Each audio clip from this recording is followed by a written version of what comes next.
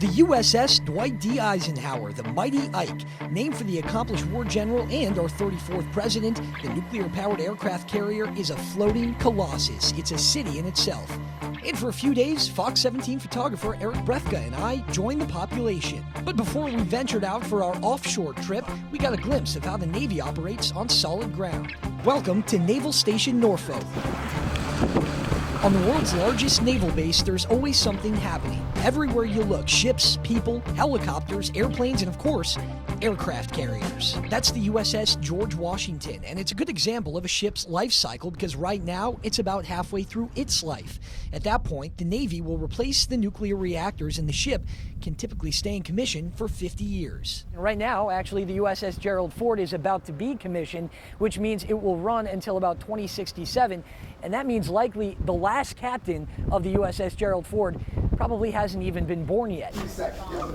Since we were spending almost 3 days among Navy sailors, of course, we had to look the part. Next stop, the Naval Uniform Shop. So they're going to issue this all to you at boot camp. Thank you very much. See you in a sec. But of course, even in the Navy, getting dressed has its own challenges. So, your pants are on backwards. They're on backwards. We're off to a good start. I'm told that happens a lot.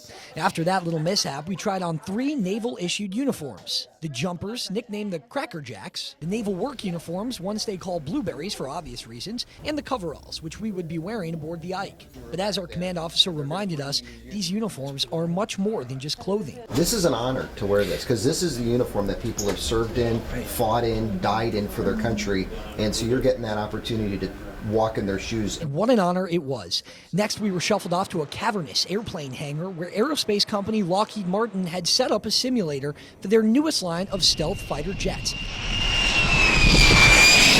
F-35. Super simple. And that's what we want, right? We want the pilots to spend less time worried about flying. The stealth aircraft has made headlines lately for its capabilities and also its cost. The only plane of its kind, the F-35, is almost impossible to detect on radar and will be combat ready for the Navy by 2019. The program has even grabbed the recent attention of the president. Go ahead and fire. With our very own retired fighter pilot to walk us through, we got to experience life in the cockpit, even if just for a short while. We bounced.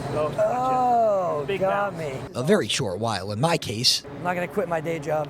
We ended our day and prepared to make our trip to the real Mighty Ike in the morning. Hopefully, one with a more successful landing.